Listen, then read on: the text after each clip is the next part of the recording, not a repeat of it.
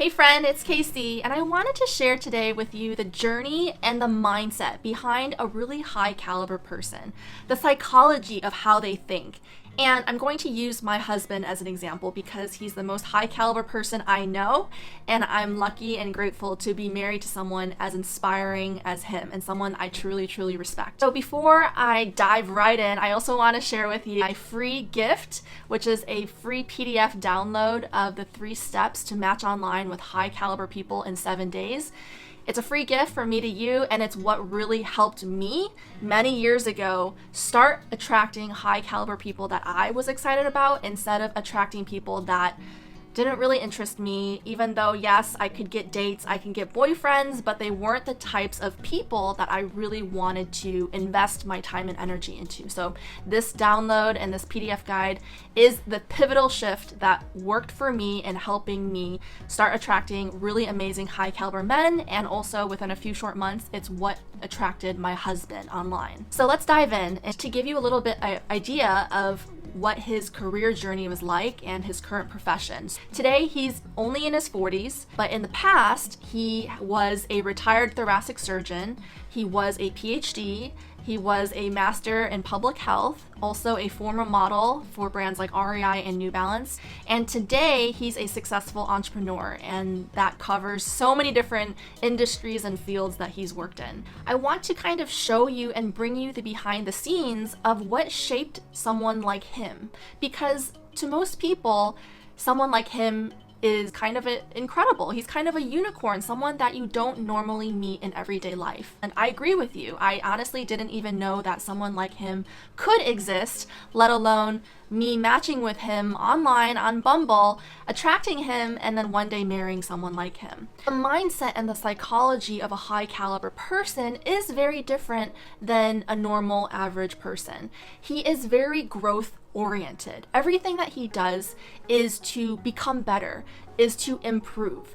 And there's 2 main questions that every high caliber person will usually ask themselves. Number 1, how can I make this situation or this environment better? Whether it's their current job or their home life, or even a project or a task, how can I make this better? The second question that they ask themselves is, how can I make myself better? So they're always looking for ways to improve different parts of their personality, whether it's their relationship skills, their communication skills, their life skills, or working harder in their profession, in their career, so that they become as well-rounded and multifaceted as they possibly could be. My husband, he's really just an average-looking person, is usually dressed in a t-shirt and board shorts. We live near the ocean in Southern California, so it's a very casual type of attire most of the time, or at least the types of people that we like to surround ourselves with.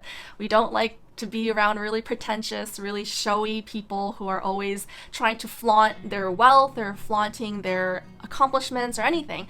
He is a really down-to-earth person, and that's the kind of man that I met on Bumble. Super chill, super down-to-earth. But he's also very ambitious, and he's fearless. He's not afraid to try, even if that makes him fail on occasion, because he has encountered failure. It's just dependent on whether he gets back up from the failure, tries again, or tries a different angle so that the next time or the next 5 times he's able to get a little further in his path to success. I'll give you a little rundown of my husband's childhood and what shaped his mindset and how he became the high caliber person he is today. His ancestry actually dates back to the 1800s railroad workers in America. His great-great-grandfather came to America to build railroads to make money and then send that money back to his family in Asia, in China. Those were really harsh working conditions. He was discriminated against. He had so much racial animosity against him, and he was part of the Chinese Exclusion Act,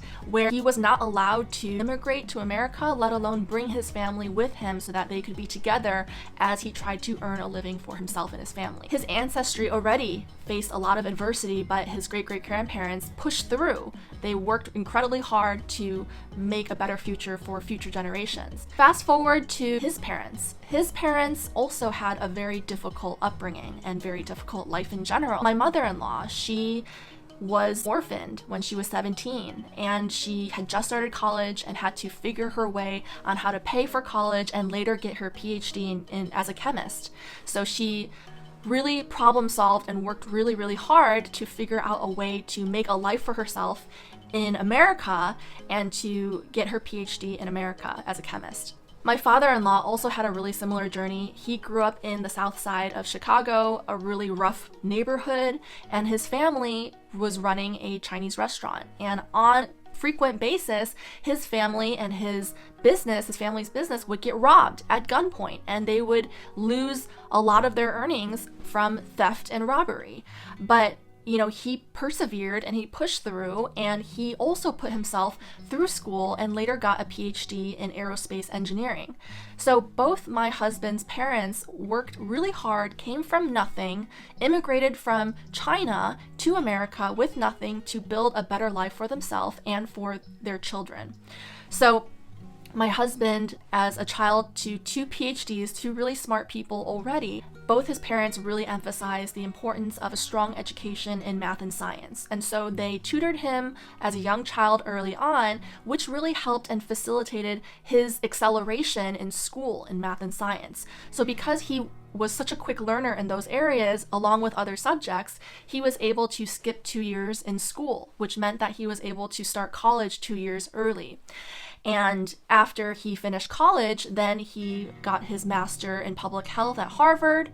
After he finished that, then he was very ambitious, and he is always a constant learner, is always trying to develop his mind and develop his personality in multifaceted ways to be as well-rounded as possible. So he then pursued a dual program at Harvard for high achievers to get his PhD and his MD together.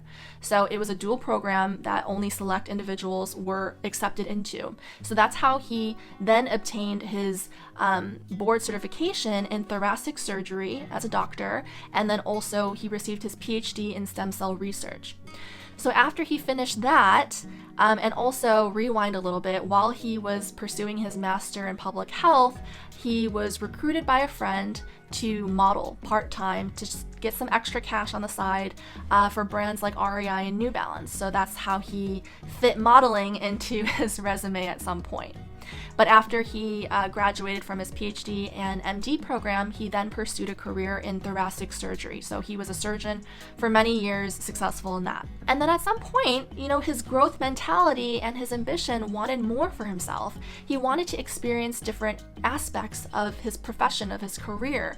And also he wanted the freedom of being an entrepreneur that being a surgeon didn't necessarily allow. It was fixed to the hospital schedule, it was fixed to surgery times. And so he decided to take a risk in his career and to become a full-time entrepreneur. So then he started out in real estate investing along with building startups. So he built a real estate investment company, and he also built a healthcare startup, because his background is in healthcare and in the medical field, so he had that knowledge. But he's also done so many other things in his entrepreneurship. He's, owned a coffee shop. He was a fashion photographer at some point. He was a fashion director at some point because he had experience working in the modeling industry and the fashion industry, and those aspects intrigued him. So he went in so many different angles of his entrepreneurship, and that's what shaped who he is today. But the key thing and the takeaway of high caliber people is that they're always growing, they're always learning, they're always improving because they have a growth mindset. Yes, he's encountered failure in his life. Yes, he's encountered a lot of office politics and bureaucracy that held him down in some aspects, even racial prejudice, even prejudice with him being 2 years younger than his peers. But that didn't hold him back from continuing to persevere in his career, continuing to persevere in his life, because high caliber people, that's what they do, is that they don't let obstacles and challenges and areas of life that kick you down and make you fall. He didn't allow those things to keep him down. He found a way to claw his way back out of the darkness into the positivity, to problem solve a way out of the issue and into a solution.